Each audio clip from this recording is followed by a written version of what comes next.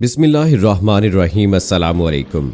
इल्म की बात चैनल देखने वालों को राव कमर रिजवान नई वीडियो में खुशामदीद कहता है। दोस्तों, रबीउल अव्वल के महीने का आगाज हो चुका है। ये महीना इस्लामी तारीख में इंतहाई अहमियत का हामिल है, क्योंकि इस महीने में अल्लाह के पाक पैगंबर मोहम्मद मुस्तफ़ा सल्लल्लाहु अलैहि वसल्लम इस जहान में रहमतुल लिल आलमीन बनकर तशरीफ लाए और दुनिया को तौहीद के नूर से पुर कर दिया, शिर्क के अंधेरों को दूर किया और इंसानों को जहन्नम से बचने और जन्नत की जानिब सफर करने की राह दिखलाई। दोस्तों, हजरत सल्लल्लाहु अलैहि वसल्लम की सीरत तैयबा का जिक्र करना एक ईमान अफरोज अमल है और इससे यकीनन मुसलमान का ईमान ताज़ा हो जाता है, ख़ुसूसन आज के ऐसे दौर में जबकि हम अपने पाक पैगंबर की सीरत को फरामोश कर चुके हैं। लेकिन अफसोस की बात है कि हमारे दरमियान कुछ ऐसे लोग पैदा हो गए हैं कि जिन्होंने सीरतुन नबी सल्लल्लाहु अलैहि वसल्लम पर तकारीर को महज इस महीने के लिए खास कर रखा है। हालांकि मुसलमान की जिंदगी में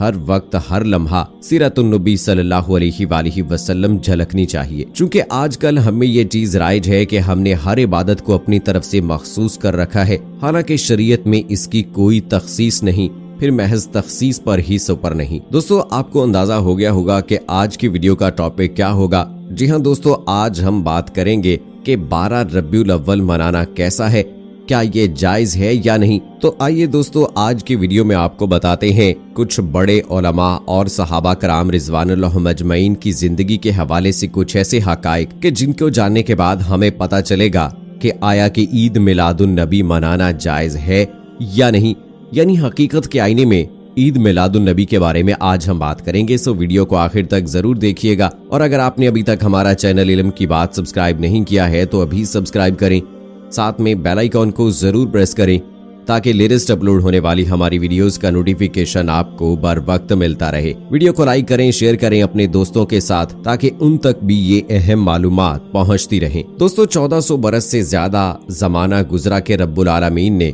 जुल्मत कदा आलम को नूर बख्शने वाला वो पैगंबर भेजा जिसके हाथ में सियादत रसल का अलम और सर पर खातमुल अनबिया का ताज था। अल्लाह ने अपने पैगंबर को ऐसी शरीयत कामिला अता फरमाई कि इसके बाद कयामत तक नौ इंसानी के लिए किसी मजहबी कानून और नई शरीयत की जरूरत दरपेश ना होगी। मगर मुसलमानों ने इस शरीयत मुताहरा पर कारबंद होने की बजाय ऐसे रसूमों कयूद अपना लिए जो हिंदुओं और गैर मुस्लिम अकवाम से दरामद शुदा है, जो मुसलमानों में गैर मुसलमों के साथ मेल जोल और इस्लामी तालीम के फुकदान के सबब पैदा हो गए हैं। और हैरत की बात यह है कि आम सादा लौह मुसलमान इन बातिल रसूम को इस्लाम का नाम दे रहे हैं और इस गलत फहमी में मुब्तला हैं कि ये दीन है। अफसोस उन हजरात पर है जो बिदात और रसूम की हकीकत से आगाही के बावजूद महज दुनियावी अगराज और मकासद के हसूल की लालच में बिदतों और जाहिलाना रिवायतों को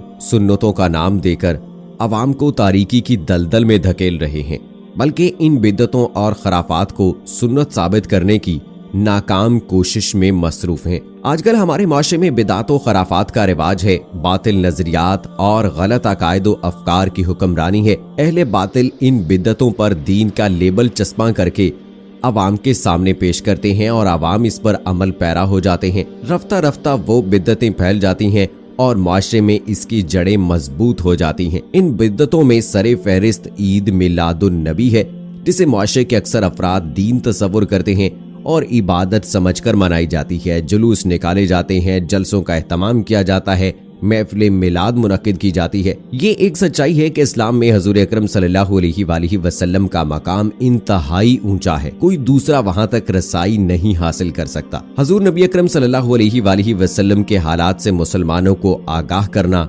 इस्लाम का अहम तरीन फरीजा है और इसमें मुसलमानों की कामयाबी का राज मुज़म्मिर है। ये भी हकीकत है कि हजूर अकरम सल्लल्लाहु अलैहि वसल्लम की विलादत खुशी का बायस है। मुसलमानों के दिलों में हजूर नबी करीम सल्लल्लाहु अलैहि वसल्लम की पैदाइश की खुशी होना फितरी और तिबई बात है, लेकिन इसका ये मतलब नहीं है कि हजूर अकरम सल्लल्लाहु अलैहि वसल्लम की विलादत की खुशी में बिदात और खराफात का सिलसिला शुरू कर दिया जाए, जैसा कि आजकल किया जाता है। हजूर अकरम सल्लल्लाहु अलैहि वसल्लम ने साफ अल्फाज में इरशाद फरमाया है, तुम पर मेरी और मेरे खुलफाए राशिदीन की सुन्नत पर अमल करना लाजिम है, उनको मजबूती से थामे रखो और नई नई बातों से दूर रहो, इसलिए कि दीन में हर नई बात जिसका हुक्म ना दिया गया हो बिदअत है। बहवाला मुस्तदरक हाकम। इस मुरव्वजा मिलाद का इस्लाम में कहीं सबूत नहीं है, बल्कि ये मुरव्वजा मिलाद 7वीं सदी हिजरी की पैदावार है। पूरी 6 सदी तक इस बिदअत का मुसलमानों में कहीं रिवाज न था। न किसी सहाबी रिजवानुल्लाह अजमईन ने, न ताबी रहमहुल्लाह ने, न तिबा ताबईन रहमहुल्लाह ने ईद मिलादुन नबी मनाई, न किसी मुहद्दिस ने, न मुफस्सिर ने, न फिक़ह ने, बल्कि सबसे पहले मिलाद मनाने वाली शख्सियत मौसल के इलाके अरबल का जालिम सितमशार और फजूल खर्च बादशाह मलक मुजफ्फरुद्दीन है। उसने सबसे पहले इसके हुक्म से महफिल मिलाद मनाई गई। इमाम अहमद बिन मोहम्मद मिस्री अपनी किताब अल-कुलुल मोतमिद में लिखते हैं, इस जालिम और मुसर्रफ बादशाह यानी मलक मुजफ्फरुद्दीन ने अपने जमाने के उलमा को हुक्म दिया कि वो अपने इज्तिहाद पर अमल करें और इसमें किसी गैर के मजहब का इत्तबा ना करें। तो उस वक्त के वो उलमा जो अपनी दुनियावी अगराज़ो मकासद की सरतोड़ कोशिशें कर रहे थे, उनकी तरफ माइल हुए।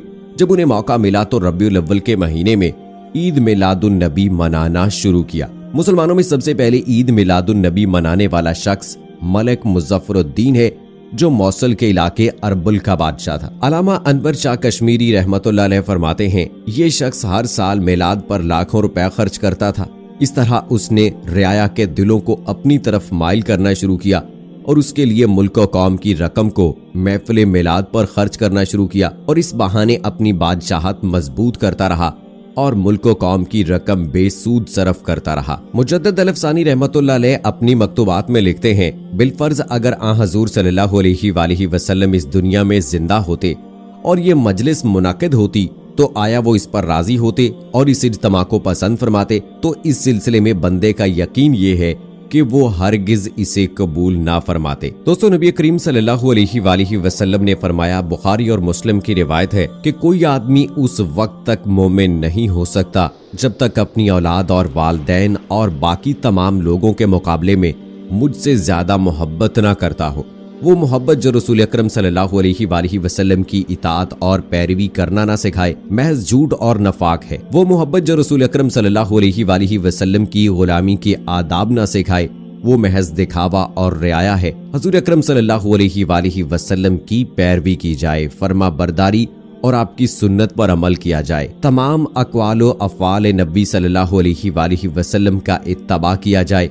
जिन बातों से मना किया गया उनसे परहेज किया जाए और ममनू अफ़आल से बचा जाए। दोस्तों, यहाँ पर बहुत सारे ऐसे लोग होंगे जो कि मेरी इन तमाम बातों से इख्तलाफ करेंगे, लेकिन मैं एक बात यहाँ पर जरूर कहना चाहता हूँ कि जो लोग ये बात कहते हैं कि ईद मिलादुन नबी मनाना जायज है, तो मुझे कुछ बातों का सबूत वो दे दे कि नबी करीम सल्लल्लाहु अलैहि वसल्लम ने क्या कभी अपनी जिंदगी में मनाया। क्या नबी करीम सल्लल्लाहु अलैहि वसल्लम की जिंदगी के बाद सहाबा कराम रिजवानुल्लाह अजमईन ने ईद मिलादुन नबी मनाया? क्या उन्होंने गली कूचों को सजाया? क्या उन्होंने बर्थडे केक काटे? इसके अलावा जितने भी मुफस्सिरीन मुहद्दिसीन गुजरे हैं, इमाम गुजरे हैं, किसी एक का हवाला देकर मुझे ये बता दें। कमेंट बॉक्स में मुझे इस हवाले से आप अपनी राय से जरूर आगाह कीजिएगा। अगर आपके पास कोई सबूत है कि किसी मुहद्दिस, किसी मुफस्सिर, ताबईन या तिबा ताबईन ने कभी ईद मिलादुन नबी मनाया हो, तो मुझे इसका हवाला जरूर दीजिएगा। दोस्तों, अपनी जिंदगी और अगर आखिरत को संवारना है तो सिर्फ और सिर्फ उन तरीकों पर अमल करें जो नबी करीम सल्लल्लाहु अलैहि वसल्लम ने बताई हैं। उन्हीं तालीमात पर अमल करें तो कामयाबी नसीब होगी।